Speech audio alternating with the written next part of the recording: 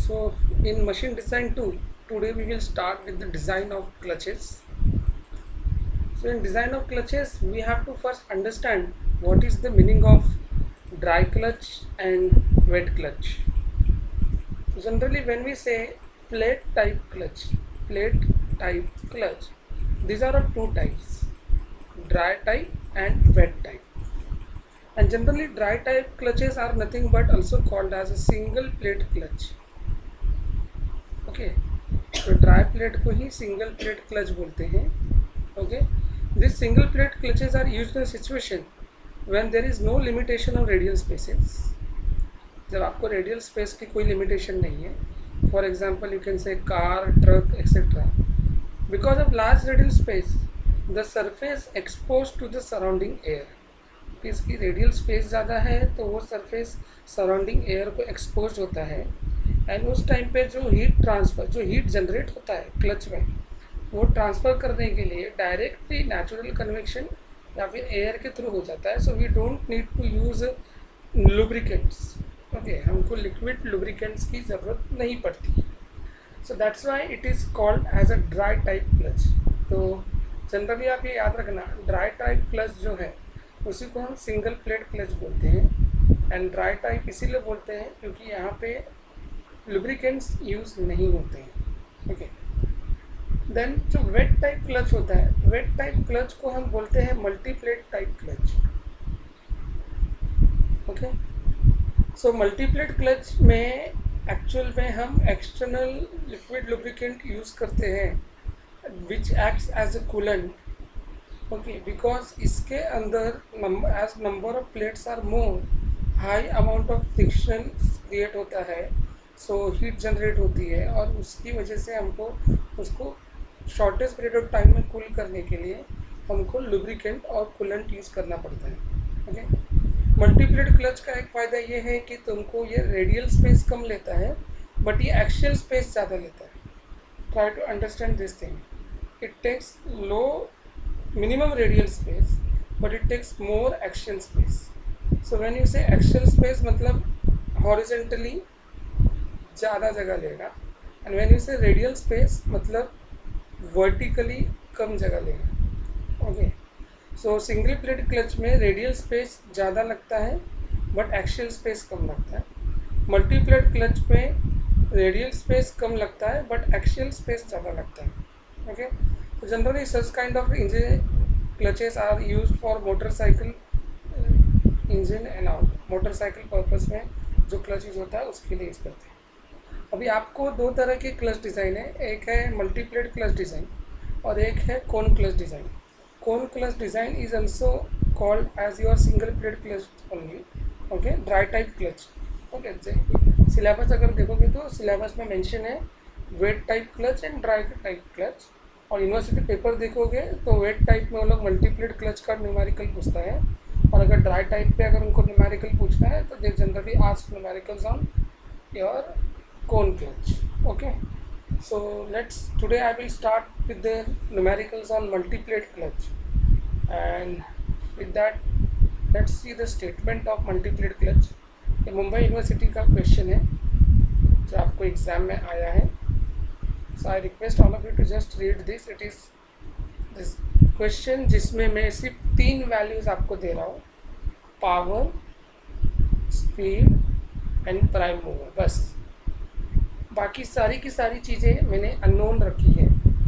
तो इसका फ़ायदा ये होगा कि आपको पता तो चलेगा कि अननोन है तो फाइंड कैसे करते हैं. But if you see university paper you can find that कि मैक्सिमम चीज़ें पहले से दी गई रहती है और वो सिंपल न्यूमेरिकल्स होता है. बट हम जो कर रहे हैं इसमें हम मैक्सिमम चीज़ें अननोन रख रहे हैं. तो मैं तुमको ये सिखाना चाहता हूँ कि अगर वैल्यूज़ दी नहीं गई हो तो क्या करना है. Okay, so let's read the statement. They are asking to design a multi plate clutch that is wet type clutch for an application which is machine tool. Machine tool application के लिए use करना मतलब किसी machine जहाँ पे manufacturing machine होती है, material removal machine होती है, वहाँ पे उनको वेट टाइप क्लच और मल्टीप्लेट टाइप क्लच यूज़ करना है. Okay, so the details of the drive are as follows. So the power is given as 11 kilowatt, speed is given as 960 rpm, and prime mover is induction motor. Okay, just let me do this change. Okay, so in that way these three things are given. Now we have to see the numerical. So as you can see that it is a multi-plate clutch, means weight type clutch. Application that is driven member, जिसको drive करना है आपको, वो member है आपका machine tool. इसमें जो power prime mover पे जो पावर अवेलेबल है वो है 11 kilowatt. So it can be 11 into 10⁻³ watt। ठीक है, so this is 11 into 10⁻³ watt। और तुमको प्राइम मूवर की स्पीड भी दी गई है, दैट स्पीड इज़ 960 rpm। और आपका जो प्राइम मूवर है वो है इंडक्शन मोटर, मतलब वो ड्राइवर एलिमेंट है, वो है इंडक्शन मोटर। ये आपको क्वेश्चन में पहले से दिया गया है। Okay, now your numerical starts. Now the thing is that you should know how to find out the design torque. First you should know how to find out the design torque. So we know that power is equal to 2 pi nt by 60। ये formula आपको पहले से पता है। It is given as 2 pi nt by 60 where t is been replaced here with mt। इसको t को torque बोलते हैं ना, तो उसको मैं psg के सिंबल के हिसाब से डील करूँ तो उस t के जगह पे हम mt लिखेंगे। ओके, अब तुम्हारे पास जो पावर है वो कितना है, it is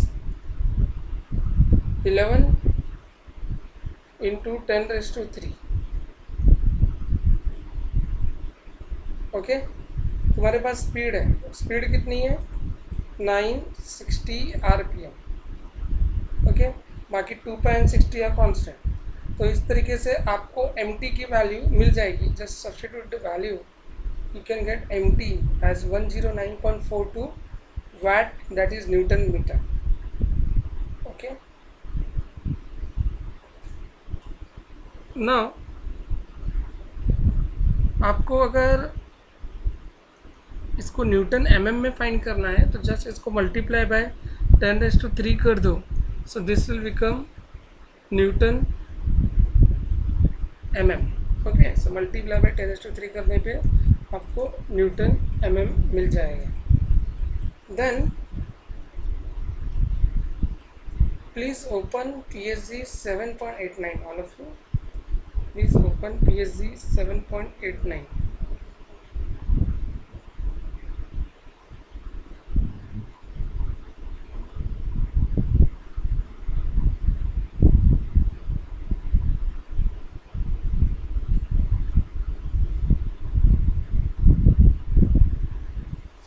Now on that page 7.89 आपको ड्राइंग के नीचे देखो एक फॉर्मूला लिख के दिया है, design torque, that is bracketed mt करके। ये सेम फॉर्मूला वहाँ पे लिख के दिया है। आप ऊपर से देखोगे उस पेज पे तो आपको दिखेगा। Bracketed torque is equal to kilowatt kW into mt। वे जो mt है ये वैल्यू आपको यहाँ पे मिल चुकी है। Okay, that mt is being obtained in the previous step. Now our target is to get the value of kW। अब अगर आप उसी PSG पे उस फॉर्मूले के नीचे देखोगे तो उन्होंने आपको kW का भी फॉर्मूला दिया है। So kW is equal to k1 plus k2 plus k3 plus k4। Okay, तो आई होप आपको ये फॉर्मूला मिला रहेगा। 7.89 पे ऊपर से देखो एक ड्राइंग है, ड्राइंग के नीचे एक स्टेप छोड़ के ये फॉर्मूला मेंशन है। ओके, अब मेरा टारगेट है k1 k2 k3 k4 को फाइंड करना। ओके, अभी k1 का मीनिंग क्या है, तो आप उसी 7.89 पेज पे राइट साइड में वर्टिकल एक कॉलम पे सब वैल्यूज़ लिख के दिए, मीनिंग लिख के दिए। तो वहाँ पे K1 का मीनिंग लिखा है उन्होंने driver dynamic characteristics factor. Okay, driver dynamic characteristic factor. तो ये वैल्यू जो मिलती है वो 7.90 से मिलती है। ओके, तो आपको 7.90 पे जाना है। Please open PSG 7.90। एकदम नीचे देखो एक टेबल दिया गया होगा, फैक्टर K1 करके लिखा होगा। ठीक है, अब इसके अंदर टाइप ऑफ ड्राइविंग सिस्टम, हमारा टाइप ऑफ ड्राइविंग सिस्टम कौन सा है? तो हमारा प्राइम मूवर क्या था? इंडक्शन मोटर था, which is nothing but electrical motor. Okay, अब इसमें हम ये एज्यूम करेंगे टाइप ऑफ ड्राइविंग सिस्टम जो है वो इलेक्ट्रिक मोटर है, which is directly connected to mains.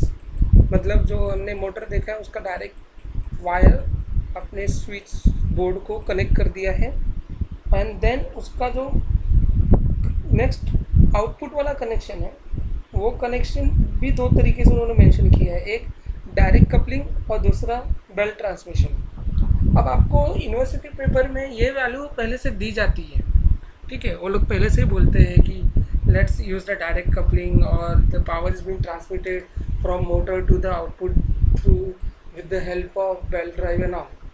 But यहाँ पे ऐसा कुछ मेंशन नहीं किया था।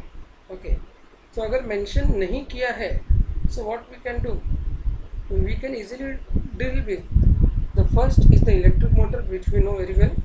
Second, I will assume that there is a direct coupling.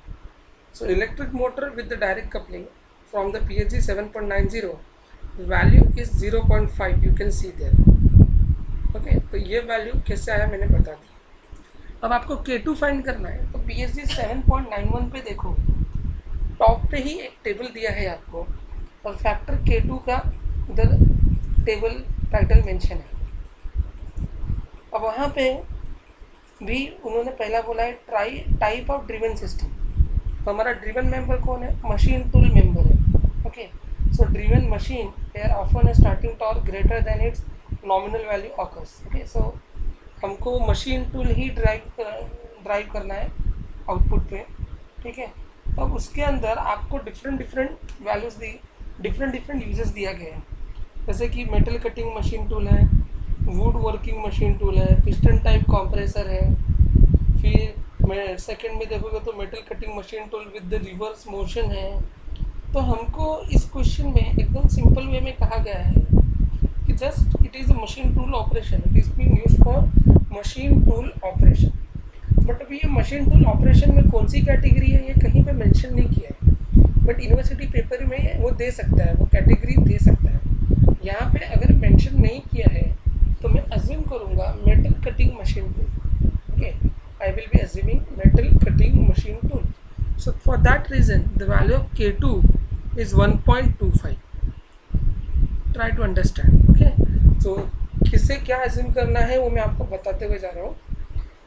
अब आपको K3 निकालना है तो PSG 7.91 पे ही देखो, K2 के टेबल के नीचे फैक्टर K3 की वैल्यूज़ लिख के दी गई है, और वो K3 की वैल्यू जो डिपेंड करती है वो आपके प्राइम मूवर के स्पीड पर डिपेंड करती है। तो अभी आप RPM देखोगे, एक रो में RPM लिखा है और उसके नीचे वाले रो में करस्पॉन्डिंग K3 वैल्यूज़ लिखा है। अब अगर आप देखोगे तो RPM आपका 960 RPM है, बट वहाँ पे जो गिवन वैल्यूज़ है वो 620 से पहली वैल्यू है, बाद में 1000 है। तो आपका जो वैल्यू है RPM का वो 960 उन दो वैल्यू के बीच में आता है। सो अगर उस हिसाब से देखा जाए तो आपको इंटरपोलेशन मेथड लगाना पड़ेगा, so that you can get the K3 value at the speed 960 RPM। सो ये वैल्यू कैसे निकालना है मैंने बताया आपको, स्पीड के अकॉर्डिंग K3 मिलने वाला है और वो इंटरपोलेशन मेथड से आना चाहिए। तो इस हिसाब से मेरा K3 का वैल्यू भी मिलता है 0.3126।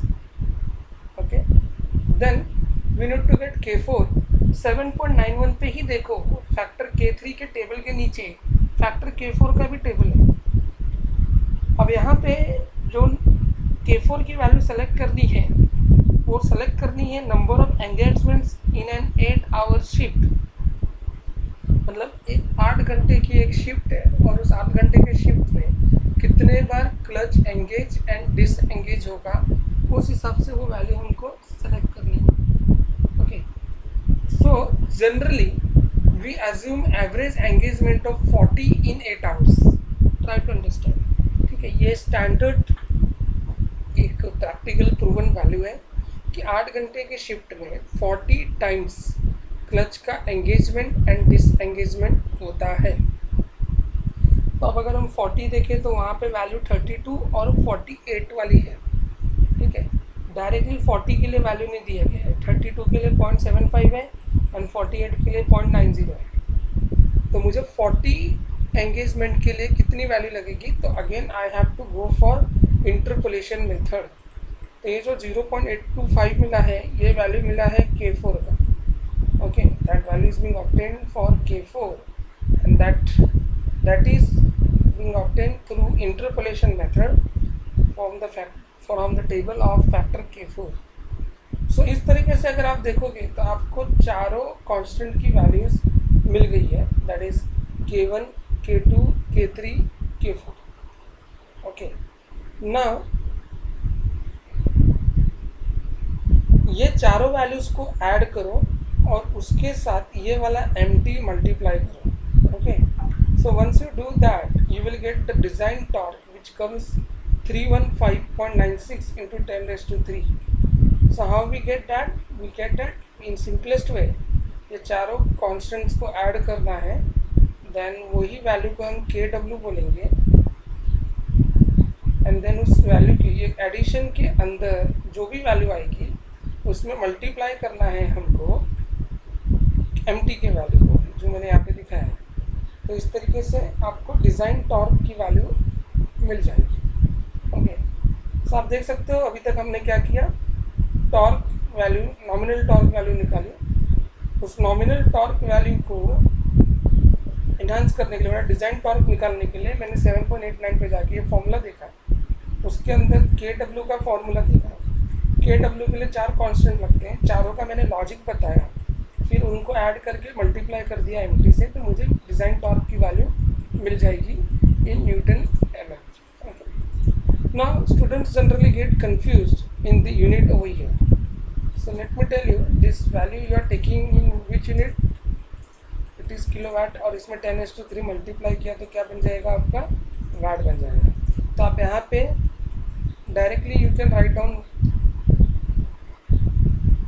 watt. Okay, you can write down watt. Okay, but at the same time you are dividing by the 60. तो ये डायरेक्टली आप वैट लिखो या फिर इसको जैसे मैंने लिखा है न्यूटन मीटर, ठीक है, उस तरीके से लिखो तो भी आपको चल जाएगा, क्योंकि आपने 2πn MT/60 किया है, it means this is newton meter. Okay, so don't get confuse in the form of unit, it is being directly considered over here. Okay, now our step 1 will start. ये जो हमने किया वो preliminary step था जो ज़रूरी होता है। अब हम स्टेप 1 की तरफ जा रहे हैं, जिसमें हम ड्राइवर एंड ड्रिवन शाफ्ट को डिज़ाइन करने वाले हैं। Okay, see it is very lengthy numerical actually. आज एक लेक्चर में ये ख़त्म होना बहुत मुश्किल है, so I will try to cover the important things today, then we will see remaining things in next lecture. Okay, so अगर हमको शाफ्ट डिज़ाइन करना है तो बट ऑब्वियस मुझे मटेरियल पता होना चाहिए। तो मैंने एज यूजुअल PSG 1.9 पे जाना है और 1.9 पे जाके मैंने C45 मटेरियल लेना है। C45 मटेरियल के लिए ultimate strength and yield strength आपको 670 Nm/mm² एंड 360 Nm/mm² मिलेगा। ये सेम उसी तरह का स्टेप है जैसा आप MD1 में किया करते थे, ठीक है। सो इसमें कुछ कॉम्प्लिकेशन नहीं होनी चाहिए आपको, and you just repeat your process. Okay, अब इसके बाद हम क्या करते थे, अलाउएबल शियर स्ट्रेस निकालते थे, और वहाँ पे अलाउएबल शियर स्ट्रेस निकालने का तरीका हुआ करता था। मैं यहाँ पे अलाउएबल शियर स्ट्रेस जो निकाल रहा हूँ, देखो अगर आप वैसा करोगे तो भी चलेगा, देयर इज़ नो इशू, और आप अगर इस वे से फाइंड करोगे तो भी चलेगा। ये कुछ नया तरीका है आपके लिए to find out the allowable shear stress. अगर आप पहले वाला जो MD1 में सीखा है 0.5 times of sigma YT, okay, upon FOS and something, और जो आपने कॉन्सेप्ट सीखा था सो उस तरीके से अगर आप करोगे तो भी चलेगा और ऐसा करोगे तो भी चलेगा। सो इसमें tau is equal to, there is one relation, empirical relation which is 0.18 times of sigma U T. अब 0.18 times of sigma U T, तो ये सिग्मा यू टी यहाँ पे डाल दो, आपको वैल्यू मिल जाएगी 120.6 न्यूटन पर mm स्क्वायर। उसका दूसरा भी एम्पेरिकल रिलेशन है, there is one more empirical relation that is bracketed tau is equal to 0.3 times of sigma Y T. अब इस केस में सिग्मा वाई टी की वैल्यू यहाँ पे डालो, ठीक है, और आपको 108 न्यूटन पर mm स्क्वायर यहाँ पे मिलेगा। अब आपके पास टाउ की दो वैल्यूज अवेलेबल है, तो इसमें से रिकमेंडेड वो है जो है लोअर, तो ये 120.6 है और ये जो वैल्यू है वो 108 न्यूटन पर mm स्क्वायर है। तो ये दोनों में जो लोअर होगा वो वैल्यू को आपको सेलेक्ट करना है, okay, because we are doing design. अगर हम डिज़ाइन करते वक्त लोअर वैल्यू को एज अ बेंचमार्क लेकर डिज़ाइन करेंगे, मतलब मेरा शाफ्ट अगर 108 न्यूटन पर mm स्क्वायर के लिए सेफ है, तो ऑब्वियस सी बात है कि वो 120 न्यूटन पर mm स्क्वायर के लिए सेफ ही होगा, ओके। सो इन दैट वे आप यहाँ पे कुछ नया सीख रहे हो, मैं आपको बता रहा हूँ। ये दो एम्पेरिकल रिलेशन है टाउ के, उसमें से आपको लोअर वाली वैल्यू सेलेक्ट करनी है और उसके साथ आगे बढ़ना है। अब आपने कभी भी सुना रहेगा कि शाफ्ट के ऊपर कुछ भी हमको फिट करना है तो उसके ऊपर कीवे होता है। Keyway is a kind of slot, एक स्लॉट होता है जिसके अंदर एक मेटालिक पीस इंसर्ट किया जाता है। उस मेटालिक पीस को हम बोलते हैं की, और वो मेटालिक पीस का आधा पार्ट शाफ्ट में रहता है और आधा पार्ट अनदर मेटिंग एलिमेंट में होता है जो शाफ्ट के साथ मेट होने वाला है, ओके। उसके अंदर भी स्लॉट बना हुआ रहता है, तो उससे क्या होता है, शाफ्ट और उस एलिमेंट के बीच में फर्म कांटेक्ट क्रिएट होता है और दोनों जब घूमेंगे तो रिलेटिव मोशन जनरेट नहीं होगा दोनों के बीच में। तो उस टाइम पे क्या करते हैं, जो ये हमारा शाफ्ट रहता है उस शाफ्ट के ऊपर we try to make one keyway. So जब हम कीवे बनाते हैं तो उस टाइम पे एक स्लॉट प्रोड्यूस करते हैं। अब स्लॉट प्रोड्यूस करना मतलब क्या हो गया, शाफ्ट को और वीक करना, क्योंकि आप शाफ्ट के सर्कमफ्रेंस से मटेरियल रिमूव करने वाले हो, मतलब आप शाफ्ट को वीकर एलिमेंट बनाने वाले हो। तो मेरा कहने का मतलब यह है कि अगर हम कीवे को अकाउंट में लेंगे, if I take keyway in my account, this 108 newton per mm square should also get reduce now, and वो अकाउंटिंग फैक्टर कितना किया है मैंने, 0.75, okay. This is the standard empirical relation that for accounting keyway your design tau is equal to 0.75 times of your without keyway value, so that is 108। सो इस तरह से अगर आप देखोगे तो डिज़ाइन स्ट्रेस की value 81 Newton per mm square आती है, okay. So you can see here, हम अब जब डिज़ाइन करेंगे सो टाउ की value 81 Newton per mm square लेंगे। तो मैंने क्या क्या किया पहले समझो, PSG 1.9 पे जाके C45 मटेरियल सेलेक्ट किया, sigma UT and sigma YT note down किया। उसके बाद शियर स्ट्रेस के दो एम्पेरिकल रिलेशन थे, एक में सिग्मा UT था और एक में सिग्मा YT था, वो डाल के शियर स्ट्रेस की दो वैल्यू निकाली। दोनों में से जो लोअर वैल्यू है उस वैल्यू को आपको कंसिडर करना है। और जैसे कि मैंने बताया कि शाफ्ट के सर्कमफ्रेंस पे कीवे होता है, कीवे बनाना मतलब शाफ्ट को और वीक करना होता है। तो उस वजह से आपको जो लोअर वैल्यू आपने जो सेलेक्ट की थी 108, उसमें आपको एक फैक्टर मल्टीप्लाई करना पड़ेगा, that is कीवे factor which is 0.75, it is fix value 0.75। और इस तरीके से आपको design shear stress with कीवे effect 81 Newton per mm square आ जाएगा। अब जैसे कि आप सब जानते हैं, हम जब शाफ्ट को डिज़ाइन करते हैं तो by considering strength criteria, torque is equal to π/16 of shear stress into diameter of shaft cube, ये होता है, ओके। सो आपके पास ये जो ब्रैकेट एम्प्टी है, ये वैल्यू आपके पास ऑलरेडी अवेलेबल है, जो कि आपने यहाँ पे फाइंड किया है। फिर ये जो टाउ है ये वाली वैल्यू आपको यहाँ पे डालनी है। सो अगर आप इस तरीके से वैल्यूज़ को सब्स्टिट्यूट करोगे और सिंप्लीफाई करोगे तो आपको डायमीटर ऑफ शाफ्ट मिलता है 27.08 mm और उसको मैं राउंड ऑफ करता हूँ to the next digit that is 28 mm। और ये जो डायमीटर ऑफ शाफ्ट है ये सेम लेना है ड्राइवर एंड ड्रिवन मेंबर के लिए। ओके ये आपको सेम लेना है ड्राइवर एंड ड्रिवन मेंबर के लिए। Okay now I request all of you open PSG 7.89।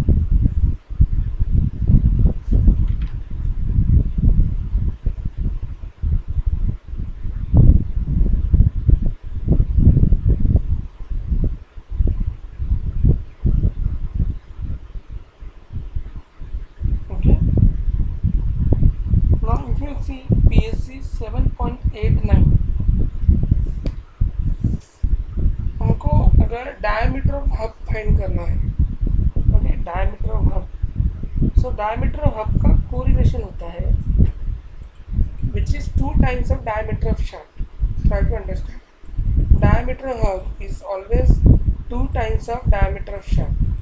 तो ये जो वैल्यू है I think old PSG sorry new PSG में आपको दिया नहीं, तो इसीलिए मैंने लिखा है अपडेट ऑन PSG 7.89। इसको अपडेट करके लेना है क्योंकि आपके पास जो ड्राइंग दी गई है उस ड्राइंग में आपको हब का डायमीटर, जो टॉप मोस्ट पे जो ड्राइंग दी गई है ना उसमें आपको हब का diameter 2 times of diameter of shaft लेना है। देखो वहाँ पे हब लिखा है टॉप मोस्ट ड्राइंग पे, तो वहाँ पे जो हब का एक्सटर्नल डायमीटर होता है वो 2 times of diameter of shaft होता है, जो आपको न्यू PSG में से शायद रिमूव कर दिया है। ओके तो इसीलिए मैंने लिखा है update on PSG 7.89 what is to be updated diameter of hub is equal to 2 times of diameter of shaft. ये आपको अपडेट करना है। तो आपने diameter of shaft 28 mm find किया था, वो यहाँ पे डालेंगे तो आपको डायमीटर ऑफ हब मिल जाएगा 56 mm। okay, this is how you should find out the diameter of hub।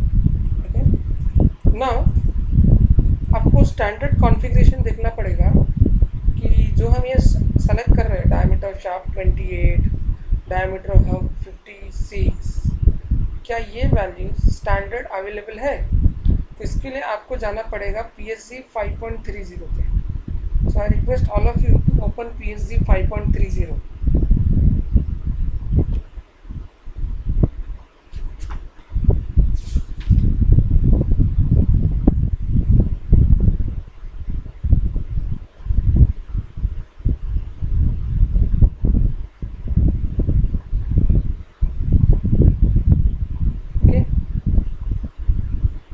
On PSG 5.30 वहाँ पे जो टेबल दिया है वो शाफ्ट के ऊपर जो आने वाला स्प्लाइन है उसके रिलेटेड वो टेबल है।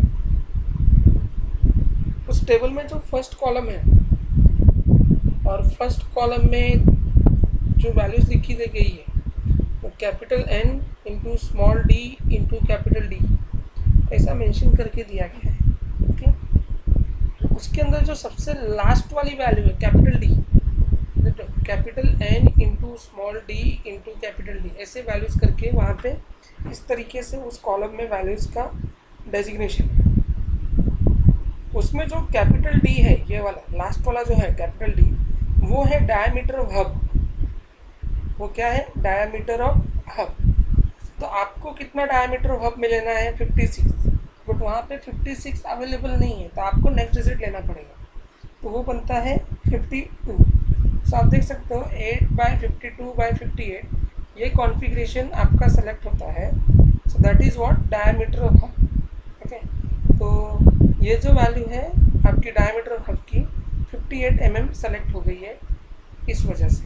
ओके तो आपने देखा हमने क्या किया, पहले डायमीटर ऑफ शाफ्ट निकाला, देन उसको 2 times किया तो डायमीटर ऑफ हब मिल गया, एंड देन PSG 5.30 पे जाके 56 के near about diameter of hub देखा तो वो 58 था, उस अकॉर्डिंग वो पूरा कॉन्फ़िगरेशन सेलेक्ट कर लिया। Okay so this was all about step number 1। Now step number 2 is something related to determination और डिज़ाइन ऑफ प्लेट्स। आपको प्लेट डिज़ाइन करनी है, ठीक है। So in that the first part is selection of plate combination and basic proportions. आपको plate combination and basic proportions के ऊपर काम करना है, ठीक है। So just open PSG 7.89 all of you.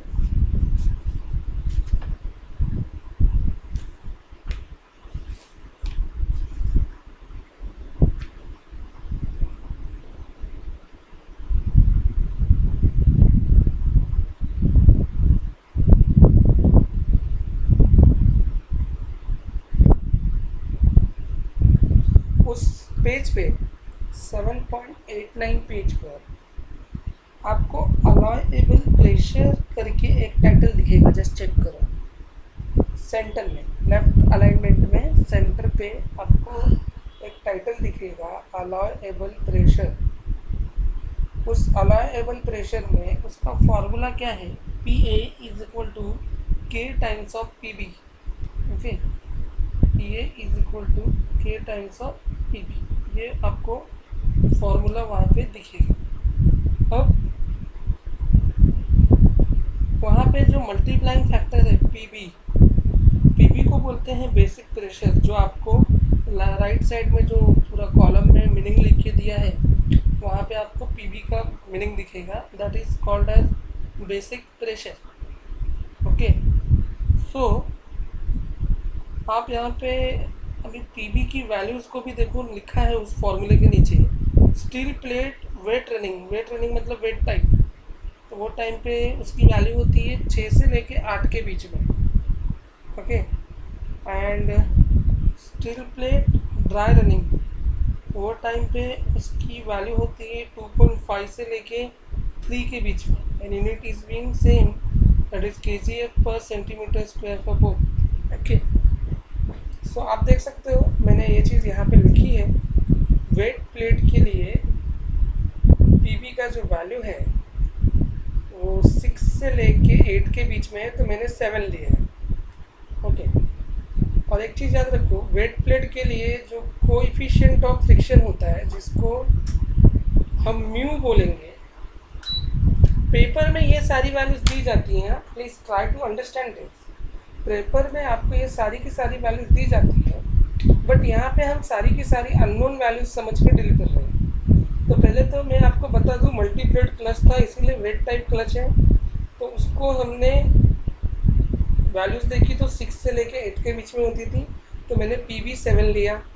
और उसके लिए जो कोएफिशिएंट ऑफ फ्रिक्शन होता है वो 0.07 होता है।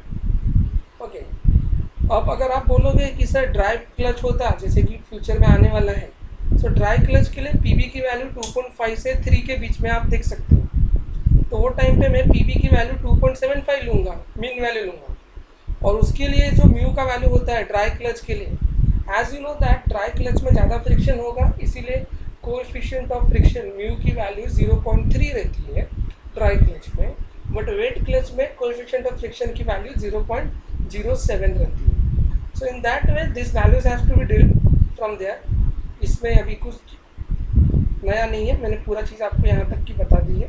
ओके, अब आपको रिक्वेस्ट है मेरी कि आप PSG 7.89 पे पहले तो वो ड्राइंग देख लो। सबसे नीचे जो ड्राइंग दी गई है वहाँ पे आपको R मिनिमम करके लिखा गया है ड्राइंग में, फिर R मैक्सिमम करके लिखा गया है। ओके, फिर आपको RM करके लिखा गया है, you can check there RM, ठीक है।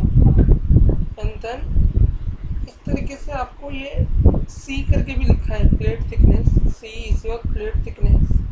Okay, so in that way that drawing is being elaborated on PSG 7.89। अभी मैं आपको बता दूं, जो R मीन की वैल्यू होती है, R मीन, ठीक है, पेज टर्न करो ज़रा, 7.90 पे जाओ।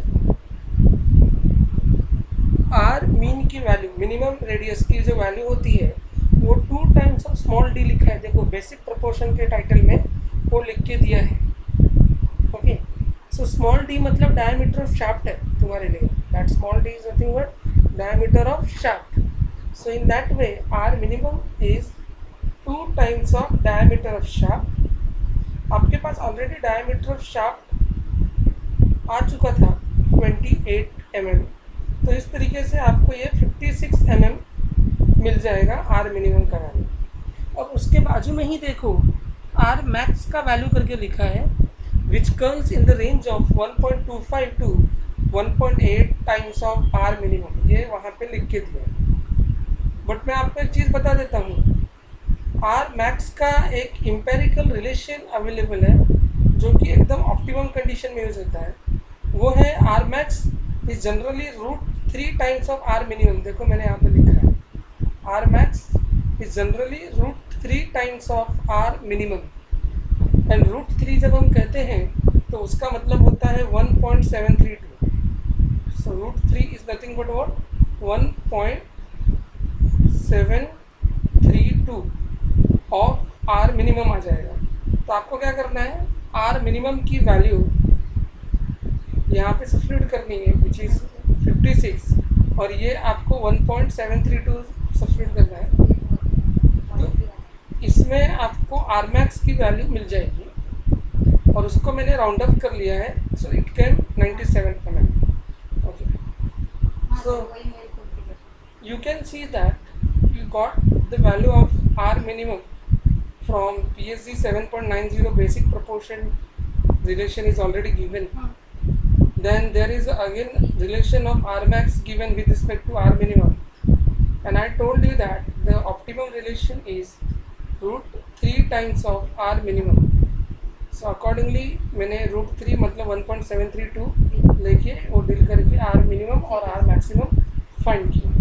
अब आपको एक क्वेश्चन रेज होगा कि सर 1.25 से लेके 1.8 था और अगर मैंने इसको 1.6 लिया रहता है इसमें तो क्या होता? कुछ नहीं होता. आपको एक नंबर मिलता है और आप वो नंबर लेके आगे सॉल्व करते हैं. मैं तो आपको एक स्टैंडर्ड प्रोसीजर बता रहा हूँ जिसमें ये आर मैक्सिमम का ऑप्टिमम रिलेशन आपको कंसिडर करना है. That's it. ठीक है, तो उसमें आपको ज़्यादा कन्फ्यूजन क्रिएट करके लेने की ज़रूरत नहीं है. तो इस तरीके से आप देख सकते हो आर मिनिमम आर मैक्स मिल गया. अब आपको मैंने पहले ही बताया 7.89 पे ये टेबल है,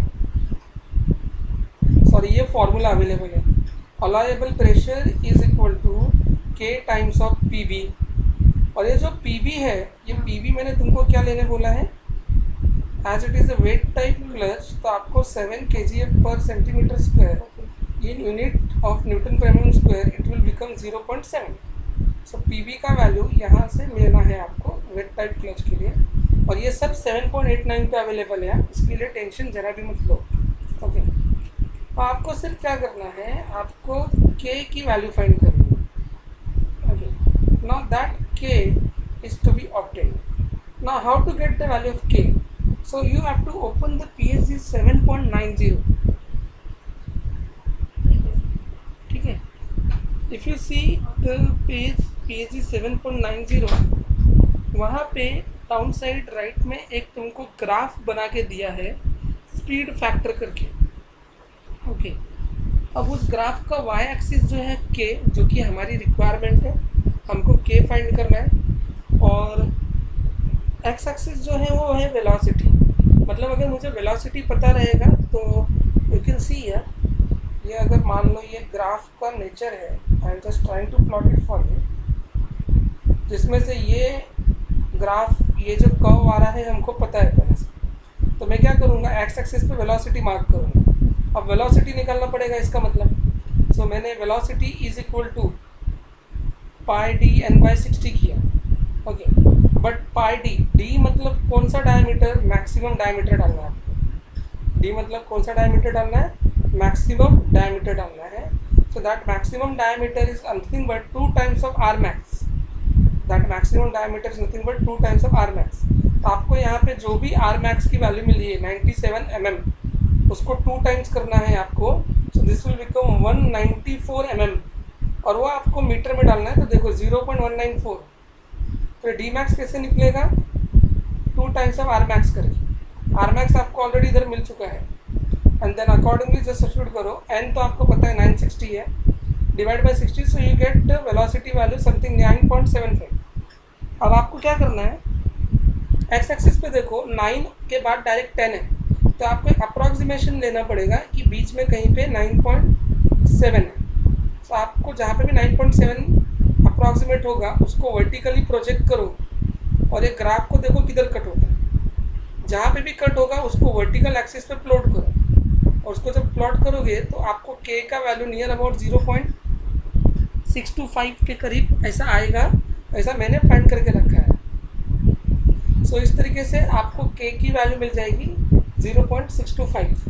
ओके, सो ये के कैसे निकालना है मैंने बताया।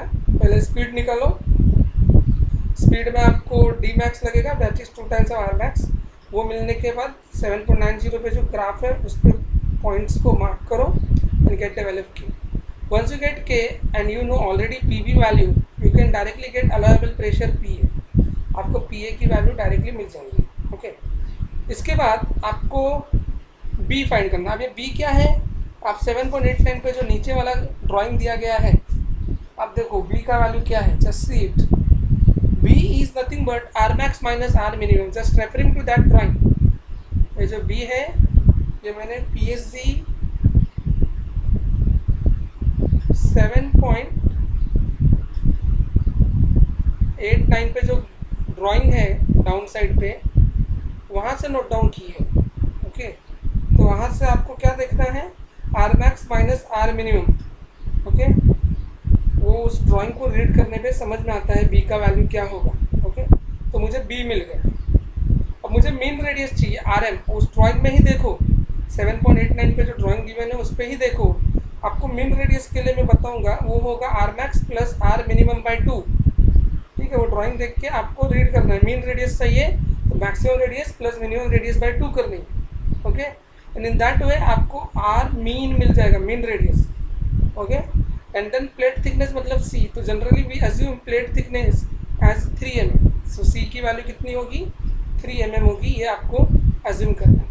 सो आप देख सकते हो पी एस जी 7.89 पे जो ड्राइंग अवेलेबल है, इस पेज पे जो ड्राइंग अवेलेबल है वहाँ पे आर मिनिमम चाहिए था। ठीक है, तो वो मैंने एम्पेरिकल रिलेशन से निकाल लिया। आर मैक्स चाहिए था तो वो भी मैंने निकाल लिया। उसके बाद मुझे अलाउएबल प्रेशर चाहिए था, तो के और पी बी का मल्टीप्लाई करके निकाल दिया। के कैसे फाइंड करना है मैंने ग्राफ का पूरा लॉजिक बता दिया। फिर बी कैसे निकालना है ड्राइंग देख के आपको समझ में आएगा, R max minus R minimum करना है। फिर मीन रेडियस कैसे निकालना है वो भी बता दिया। प्लेट की थिकनेस जनरली 3 mm होती है, वो मैंने बता दिया, अज्यूम कर लिया। अब आपको क्वेश्चन रेज होगा कि ये डिज़ाइन बहुत टफ है। नो, अगर आप एग्ज़ाम के पेपर्स देखोगे तो आपको वहाँ पे पता चलेगा कि मैक्सिमम पैरामीटर्स या डायमेंशंस पहले से दिए गए रहते हैं। बट हम यहाँ पे क्या कर रहे हैं, हम अज्यूम कर रहे हैं कि न्यूमेरिकल सबसे टफ आएगा।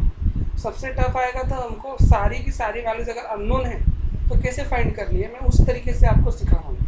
ओके, सो अभी तक हमने 7.89 पे आने वाला सारा का सारा टर्म्स फाइंड कर लिया। तो अभी हमने जो फर्स्ट पार्ट था क्या था, selection of plate combination and basic proportions. So I have cleared it with the basic proportions now. Then let's go to the number of surfaces. Number of surfaces. Just open PSG 7.89. Just please open PSG 7.89.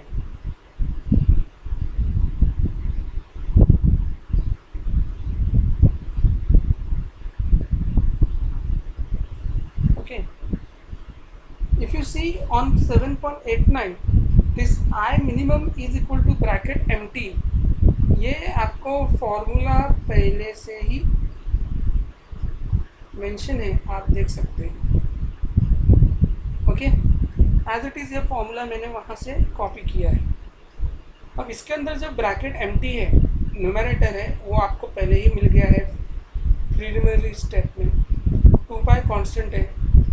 आपको जो P A की value चाहिए, P A, तो आप देखो मैंने यहाँ पे पी ए फाइंड किया था 0.4375 न्यूटन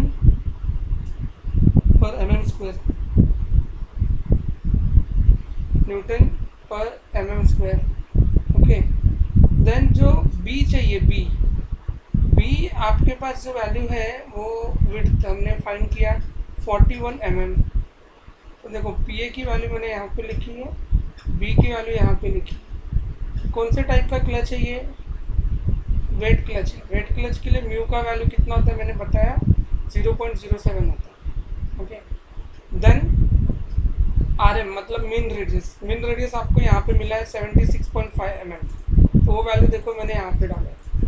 तो आप देख सकते हो इस फॉर्मूले में लगने वाला सारा टर्म्स आपको पता है। और जब आप कैल्सी में सॉल्व करोगे तो I minimum that is your left hand side value will be 6.84। अब अगर ये 6.84 है तो इसको मैं राउंड अप करके 7 कर देता हूँ। ठीक है, अब पहले तो ये समझ लो, if you use the equation given on page number 7.89, just देखो ये जो जहाँ पे फॉर्मूला मेंशन है, ये वाला फॉर्मूला, उसको ऊपर ही ये वाला इक्वेशन भी दिया है, जस्ट चेक इट। ओके, उसी को मैंने इक्वेशन 1 बोला है। अब अगर आप उसके अंदर आई की ये वाली वैल्यू यहाँ पे डालोगे, ठीक है, सो m1 प्लस m2 माइनस 1, तो ये -1 वहाँ पे जाएगा तो दिस विल बिकम 8। तो ये टोटल नंबर ऑफ प्लेट्स 8 मिल गया। अब मल्टीप्लेट क्लच में क्या होता है, ड्राइविंग साइड और ड्रिवन साइड होता है। ठीक है, सो अगर ये m1 प्लस m2 का वैल्यू 8 है तो इसको हम बोलेंगे कि 4 प्लेट्स जो है वो ड्राइविंग साइड पे है एंड 4 प्लेट्स जो है वो ड्रिवन साइड पे है। तो मैं आपको यहाँ पे वो समरी दे रहा हूँ। If the total number of plates that is m1 m2 comes out to be even number, then m1 is equal to m2। तो हमारा even number आया था 8। ठीक है, तो m1 और m2 सेम हो गए। If the comes out to be odd number, अगर वो m1 प्लस m2 का जो समेशन है वो हमको odd number मिलता तो उस टाइम पे m1 is greater than m2 by 1। For example अगर आपको टोटल वैल्यू 7 मिलती, m1 प्लस m2 यहाँ पे 7 मिलता, तो m1 का वैल्यू जो होता 4 होता और m2 का वैल्यू जो होता 3 होता। तो ऑड नंबर के लिए m1 is greater than m2 by 1 digit. Okay, इस तरीके से आपको ध्यान रखना है। So this is all about step number 2। So what I will do, I will stop here only. Okay, so you can see that whatever we have covered, it seems to be easy but it is very lengthy till now. पहले हमने preliminary values find किए, then हमने design of shaft किया, और अभी हमने plate के सारे प्रोपोर्शंस फाइंड कर लिए हैं। तो अभी तक हमारा क्लच प्लेट डिज़ाइन हो चुका है और उस पर आने वाला ड्राइविंग एंड ड्रिवन शाफ्ट का डायमीटर मिल चुका है। Okay, after that we will be going to the critical step, that is design of operating lever, and it takes lots of time, that's why I am stopping here. Okay, so before next lecture I request all of you to get ready with till this step। यहाँ तक आपको पूरा पता होना चाहिए, so that जब मैं next time आपके dimensions और ये सब substitute करूँगा तो you should not get confused। और आपको कुछ भी डाउट हो तो आप अपने ऑफिशियल व्हाट्सएप ग्रुप पे या फिर मुझे पर्सनल व्हाट्सएप नंबर पे आपके डाउट्स पूछ सकते हैं। so thank you so much all of you, take care।